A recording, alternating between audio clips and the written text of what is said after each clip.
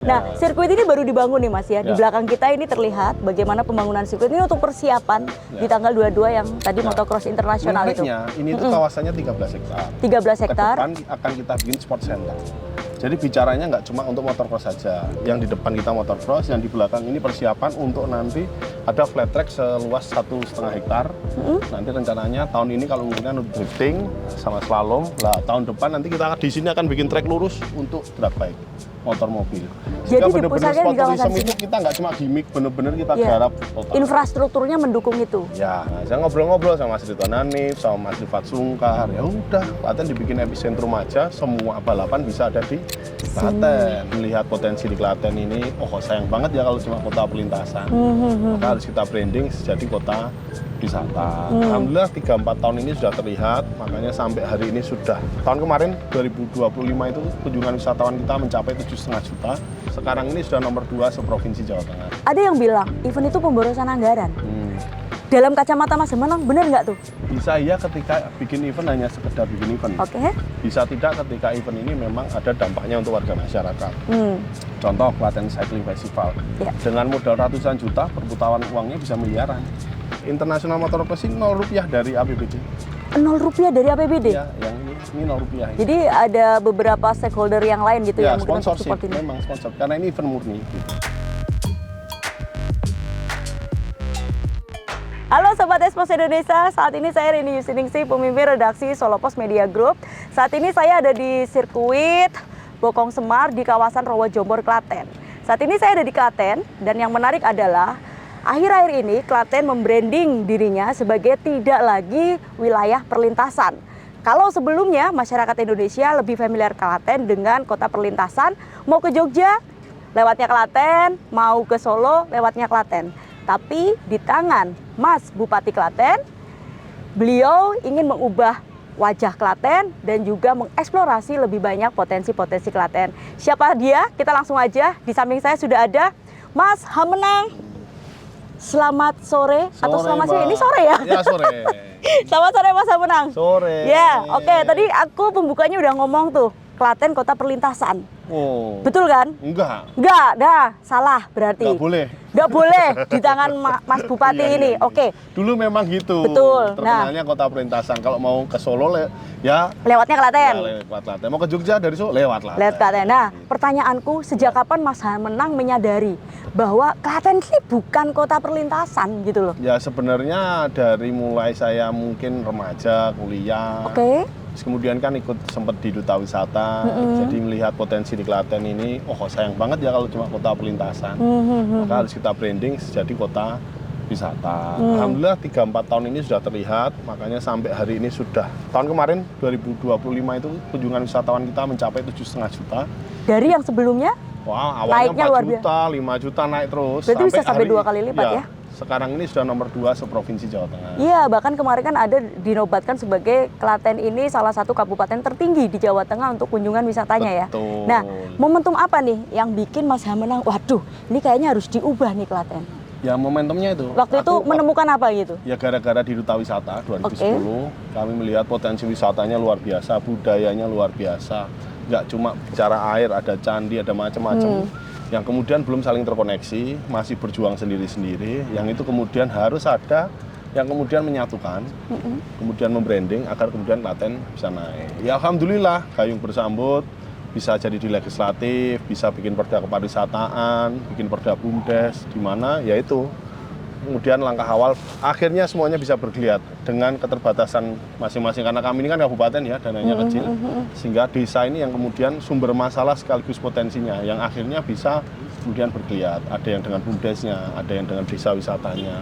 Yang akhirnya kemudian muncullah Klaten satu persatu. Ya, Mas, berarti jenengan mempersiapkan ini sebenarnya udah jauh-jauh hari ya? Artinya untuk mengubah Klaten bukan lagi kota perlintasan. Ya, bukan ketika menjadi bupati kan? Jauh dan bukan saya ya istilahnya ya bareng-bareng lah. Bareng-bareng ya. Semuanya stakeholder. Ya kebetulan satu frekuensi, kemudian ya kita bareng-bareng di bidang masing-masing ayo. Gitu. Waktu itu saya di legislatif, Duta Wisata ya kita promo wisata, di legislatif kita bikin perda kan gitu. Nah alhamdulillahnya beberapa desa juga kemudian bisa memahami situasi itu karena nggak mungkin hanya bergantung dengan dana dari pusat. Dana dari pusat, Dan hari oke. ini terbukti. Gimana? Karena desa tinggal 30%. Ketika ada efisiensi. Nah, desa-desa yang sudah berkembang Ya. dengan BUMDesnya, desa wisatanya mereka tidak. Ya. Dan selama ini publik taunya Ponggok, padahal banyak di luar Banyak, Ponggok itu banyak banget. banyak. Bisa disebutkan Mas Menang. Ya, kalau bicara desa banyak, ada desa Wunut. Wunut. Kalau pariwisata jelas banyak ya. Yang Ya. menarik ada juga BUMDes yang bergerak justru tidak pariwisata tapi juga bisa sukses. Contohnya di Terucuk ada Pundung Sari. Mereka jualan beras. Iya, Banyak. iya, iya. Banyak yang menarik juga jualan handicraft gitu, Ya. gitu. Yang artinya ya terbukti masalahnya ada di desa. Ketika kita bisa melihat masalah itu, di sisi lain melihat potensinya kita kembangkan, desa bisa kok mandiri sukses. Nah, sekarang gini, kalau ketika menuju ke kota perlintasan menjadi kota yang mandiri punya potensi wisata yang Ya. besar gitu ya. Ya. Lalu brandingnya itu mau diarahkan kemana ini? Oke, kalau brandingnya memang kita ini pengennya ya semua masuk ya, tapi kan Oke. nggak mungkin. Nah, makanya harus ada apa key point yang kemudian masuk ke sini. Yes. Nah, hari ini yang kemudian membuat kami mudah dilirik adalah dengan jujur adanya tol ini. Kami Oke. kan ada 3 isi tol, sehingga sekarang Semarang ke sini sejam, Surabaya ke sini 3 jam, Jakarta 6,5 jam.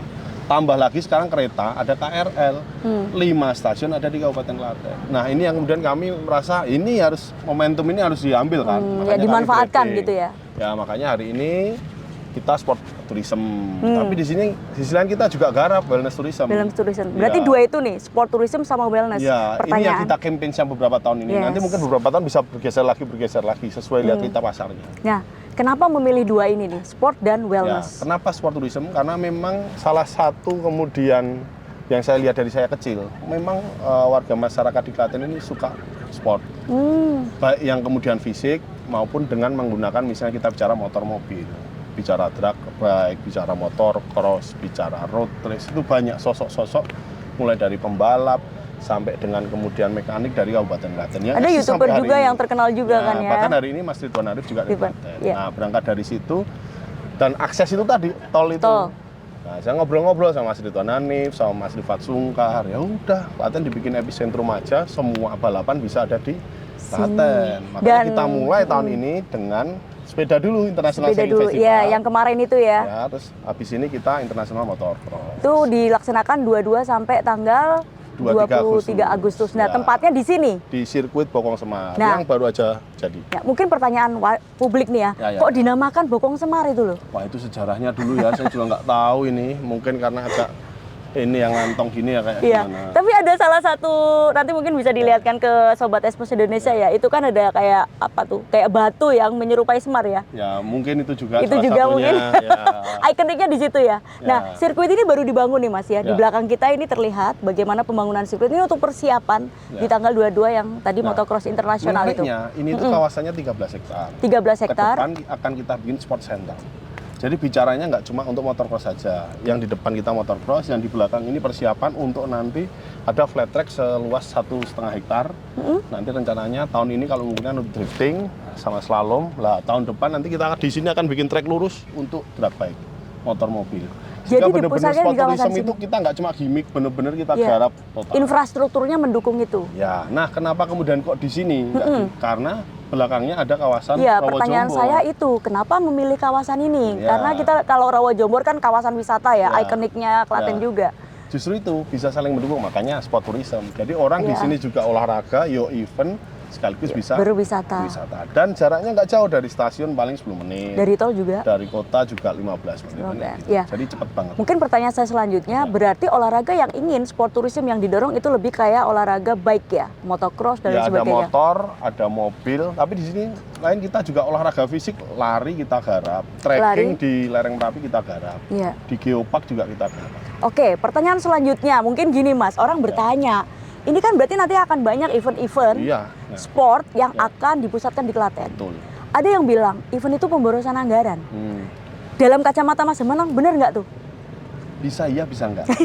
Gimana kok bisa dua itu? Bisa iya ketika bikin event hanya sekedar bikin event. Oke. Bisa tidak ketika event ini memang ada dampaknya untuk warga masyarakat. Hmm. Contoh Klaten Cycling Festival. Ya. Dengan modal ratusan juta, perputaran uangnya bisa miliaran. Itu kan berarti dampaknya positif. Iya, iya, Dan iya, angkanya bukan dari kami. Iya. Nah, kan Ada risetnya ya. Ya, dan juga bisa dilihat keramaian warga masyarakat. Dan menariknya, International Motocross ini 0 rupiah dari APBD.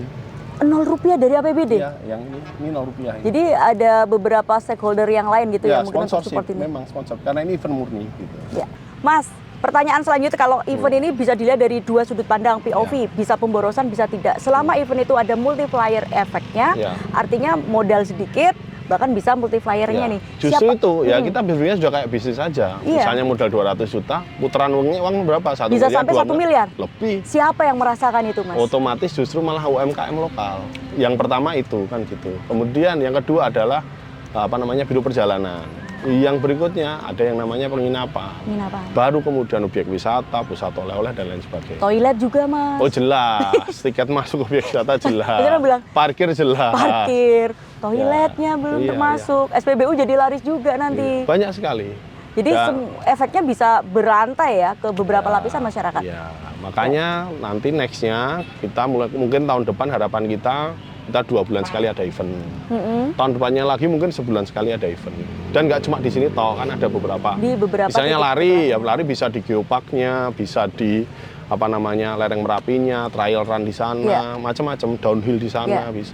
Jadi event ini boleh dikata menggerakkan satu sport tourism dan juga ekonomi pertumbuhan di masyarakat Klaten. Tujuan utamanya adalah bagaimana ekonomi warga masyarakat bergeliat, kesejahteraannya meningkat. Ya.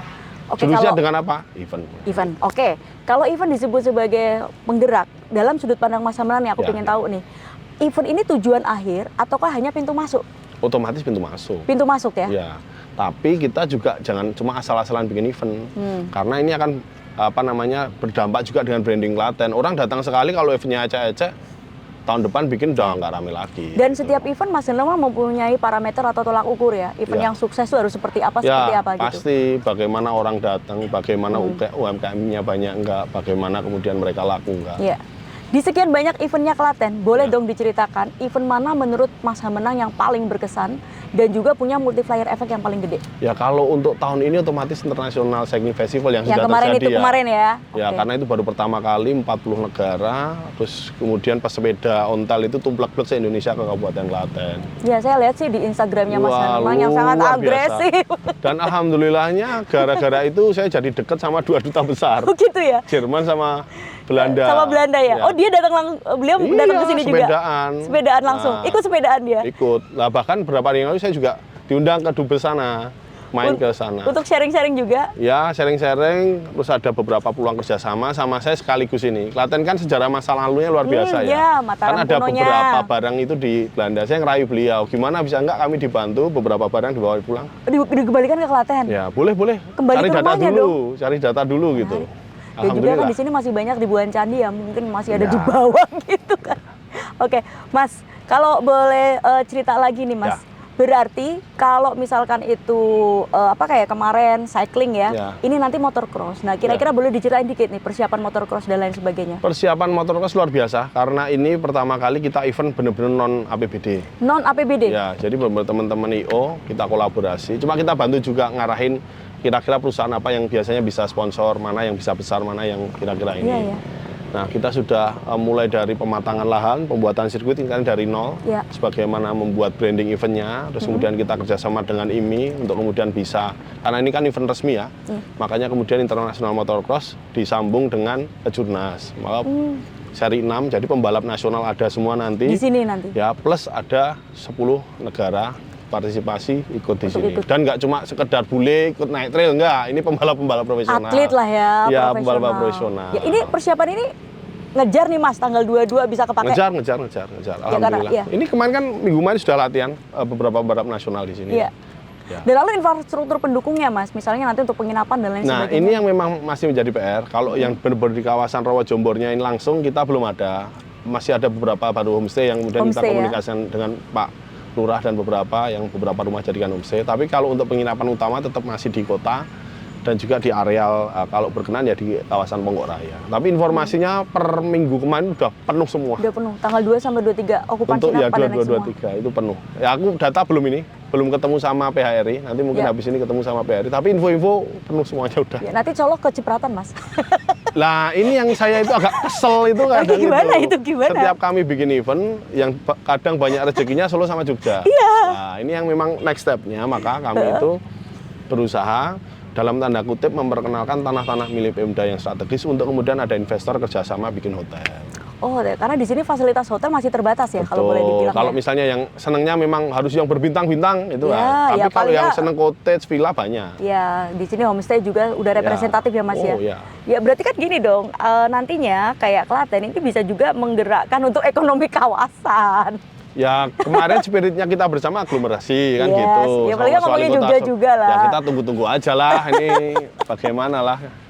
Iya. Itu kira-kira berapa nanti yang akan tuh blok-blok di 22 sampai 23 Agustus nanti di acara foto Ya kalau target sih penonton mungkin sekitar 5.000-an ya. Ya 2 hari itu. 2 hari ya, 5 ribuan. Terus kemudian kalau sama pembalap dan lain-lain mungkin ya 7.000 sampai 10.000. Ya, oke. Ya Karena menarik. pembalap mesti bawa tim mekanik, bawa keluarga segala macam. Mereka kan mesti juga piknik. Iya. Ya. Sebenarnya saya tadi pertanyaan sudah terjawab kenapa pilih Jombor, karena kan kawasannya ada nggak masuk, tapi terjawab ternyata. Iya. Mas Hamenang mau bikin satu kawasan yang tersentral Iya. antara wisata juga sport gitu ya, Iya. karena di sini area masih memungkinkan. Betul, 13 hektar. 13 hektar dan aksesnya juga masih sangat representatif Iya, untuk itu. nggak terlalu jauh dari kota, dari tol 15-20 menit, dari stasiun 10 menit kan dekat semuanya. Ya. Oke, sekarang kita akan ngomong-ngomong 5 tahun lagi. Oke, Kesuwen ya, nek 5 tahun ya. Piro Mas? 3 tahun apa piye Mas? Sak periode, 2 periode. Oke, kita ngomong 5 tahun lagi. Ya. Dalam benak Mas Hamenang, 5 tahun lagi dengan ini tadi Mas Hamenang sudah membangun fondasi lah, Ya, Klaten ya. bukan kota prioritas. Itu Ya. Klaten ingin dikenal sebagai apa sebenarnya? ya pusat wisata nomor 1 di Jawa Tengah. Waduh. Iki. Mimpi itu kata Bung Karno harus setinggi-tingginya. Oke. Ini udah nomor 2 loh kita loh. Jadi nggak usah nunggu 5 tahun kalau kayak gitu Mas. Ya nggak mudah juga, kan semua juga berbenah. Iya. Iya.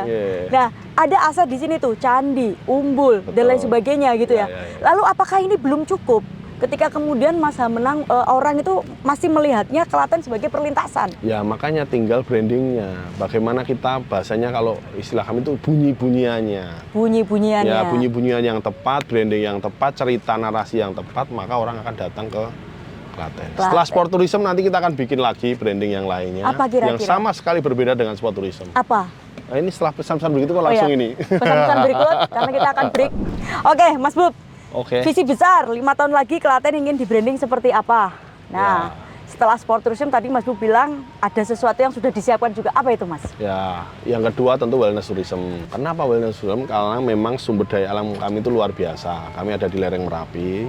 Terbukti paketan yang berkaitan dengan lereng Merapi itu jalan semuanya. Ya. Ada forest tourism, healing tourism, ada trekking dan segala macamnya jalan di sana. Di atas, kemudian di bawah, lah karena kami lereng Merapi, di bawahnya ini banyak sekali mata air yang luar biasa.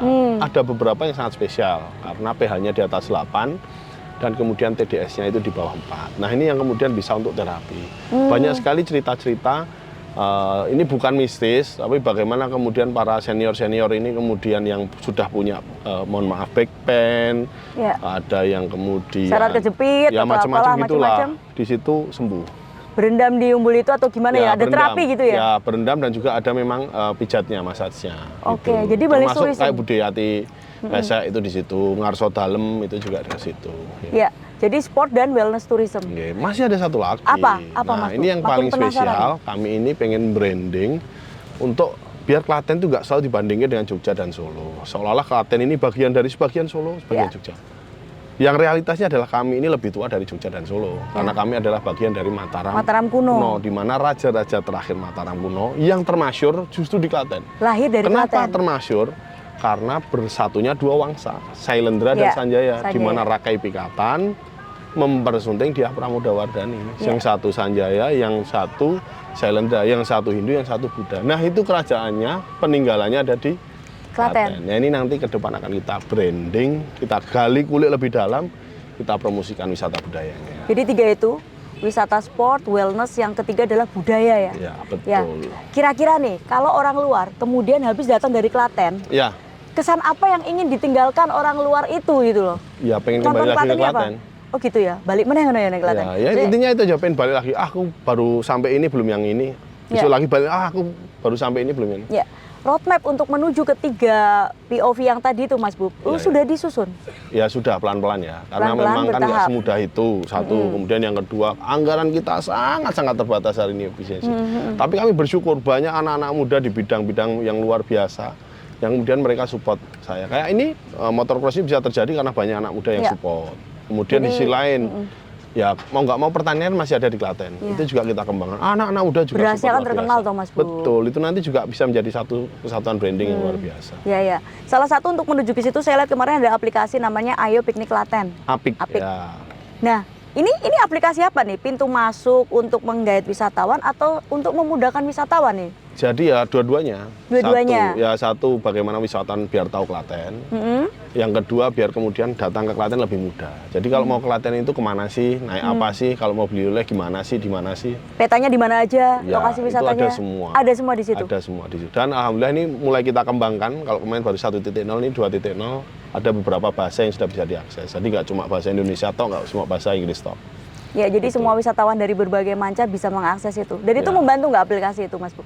Ya harusnya sih membantu ya. Ya, membantu lah. Kalau nggak salah dapat inovasi juga kan. Ya, saya kan nggak mau sombong. Ini model Mas Bupati itu ngeten iki loh. Ya alhamdulillah kemarin dapat penghargaan dari Kemendagri gitu Nah, lah. iya kan, ya, kan Ya. apakah itu juga salah satu yang mendorong Klaten menjadi peringkat kedua Jawa Tengah gitu? Ya bisa jadi. Bisa jadi ya. salah satunya itu. Tapi lebih banyaknya adalah bagaimana kemudian pemahaman bersama itu stakeholder dari desa, kecamatan, kabupaten yang kemudian bersama-sama kita promosi wisata kita Ya. dengan kemampuan dan keterbatasan masing-masing. Kita kalau ngomong wisata kan nggak lepas dari hospitality warganya gitu Betul. ya. Nah, ini untuk nyiapin warganya gimana, Mas Bu? Warganya kan ramah-ramah ya. Kita punya modal yang itu. Nah, Contohnya Mas Bupati ini loh ramah banget yang Instagram. Makanya next step-nya kan memang ya ini kita harus mau nggak mau kita harus upgrade lah. Nggak Iya, bisa iya, hanya iya. sekedar ramah. Tapi bagaimana ke depan mulai ketika misalnya boleh masuk, bisa nggak mereka bahasa Inggris kan gitu. Nah ini nanti tugasnya dari kami baik Iya. di Disbud Porapar dan di beberapa stakeholder lain yang kemudian upgrading mulai dari stakeholder wisatanya agar lebih sadar wisata dan juga upgrading bagaimana ya warga masyarakatnya pelan-pelan kan kita dorong. Nah, Apik itu mau dikembangin lagi nggak tuh kira-kira? Otomatis Jadi super nanti- app atau gimana gitu? Ya lama-kelamaan akan berkembang sesuai dengan nanti kebutuhan dari kan ini kita butuh testimoni terus ya dari wisatawan. Kurang apa, kurang bagaimana, butuh apa, nah itu nanti yang kemudian akan selalu berkembang. Develop terus ya. Pasti yang namanya aplikasi itu harus di-develop Ya. terus. Nah, kalau kita ngomongin soal tadi 3 POV Mas Bub soal pengembangan wisata, apakah hanya tersentra nanti di satu kawasan-kawasan Oh, aja atau otomatis gimana tuh? enggak. Makanya saya bilang toh, di atas kita punya Merapi, Ya. agak bawah kita ada umbul-umbul, kemudian ada candi-candi, di sini ada Rawa Jombo. Geopark juga. Wah, ada geopark, macam-macam. Sampai ada di sana Melian, ada wisata ziarah, Ya. macam. Klaten tuh apa aja ada. Yang nggak ada cuma satu, Apa? laut. Tapi kita punya Rawa Jombo. Sadu juga di sini. Aduh, nanti kita coba kapalnya ya, Mas Iya, Bub, yang iya, warna-warni harus, itu. harus, Itu harus. kayak Thailand loh itu. Iya dong. Iya, iya, iya. Oke, Mas Bub, aku tadi ini terlintas nih ya. Ya. Kalau kemudian semua digerakkan ke sektor wisata, bagaimana dengan sektor lainnya? Enggak, jadi jangan salah. Kalau kemudian kami branding wisata terus yang lain nggak jalan, enggak. Semua saling support. Pertanian juga harus kita garap. UMKM terus kita branding, kita tingkatkan. Karena semua ini seperti rantai Iya. yang saling berkaitan gitu loh. Termasuk industri juga kita tetap kejar gitu. Iya. Jadi hulu hilir semuanya dikejar. Ya. Memang satu persatu, nggak bisa bareng-bareng. Iya, itu berarti kan butuh akrobatik ya soal penganggaran ya. Ya, dan alhamdulillahnya yang bikin luar biasa, ya kita bicara sekarang harus creative funding, nggak cuma ngandelin uang dari pusat turun lah gitu, nggak selesai. Ya, Gak cuma berdoa lah katakanlah gitu. Iya. Berarti posisinya Mas Bub sekarang kalau ke Jakarta itu sebenarnya nyari investor tuh. ya nyari investor, ya ke kementerian cari program, pokoknya harus kreatif ya, namanya creative Iya. funding kan. Direlasikan ya dengan kepentingan kementerian apa gitu nanti bisa Ya, dapat anggaran dari betul. kementeriannya ya. Terus ya yang paling seneng hari ini saya selalu cari anak-anak muda yang ternyata bergerak di bidang-bidang yang luar biasa itu. Kenapa anak muda Mas Bub? Ya sefrekuensi kan. Oke. Ya realitasnya sefrekuensi. Tapi apakah kami butuh senior? Sangat butuh pengalaman beliau, bagaimana beliau bekerja lebih sistematis ya. Tapi bagaimana kemudian butuh akselerasi, butuh yang namanya percepatan, butuh yang namanya inovasi, ya itulah di anak muda. Dan nggak mungkin saya sendirian kemudian mikir gitu semua, nggak mungkin. Makanya saya butuh banyak anak muda dan alhamdulillah support mereka itu luar biasa sekali dari berbagai macam komunitas organisasi. Ya, kalau sekarang sekian tahun berapa? 2-3 tahun ya Mas Bub ya? Apanya? Mas Bub memimpin Klaten. baru ini. 1,5 tahun. Oh, 1,5 tahun ya, 1,5 tahun. Ya. Kan sebelumnya di DPR ya dan lain Betul, sebagainya. ya. Melihat Klaten itu sekarang gimana? Ada nggak kayak muncul, akhirnya aku bisa ya melakukan ini Ya, atau gimana? alhamdulillah muncul ya akhirnya merasa oh Klaten ternyata mulai dilirik, oh Klaten akhirnya berkembang. Ya bisa lihatlah teman-teman kepala daerah sekarang mesti kan mulai ada beberapa yang mohon maaf ikut-ikut Klaten. Oh gitu ya? Kan bersyukur itu. Kan bersyukur.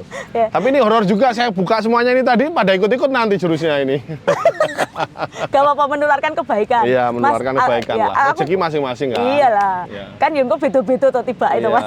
Mas gini Mas, aku pengen Iya, tahu, ada nggak satu cerita yang membuat Mas Bupati itu terharu setelah 1,5 tahun kemudian membuat branding kayak gini, bisa diceritakan ke kami?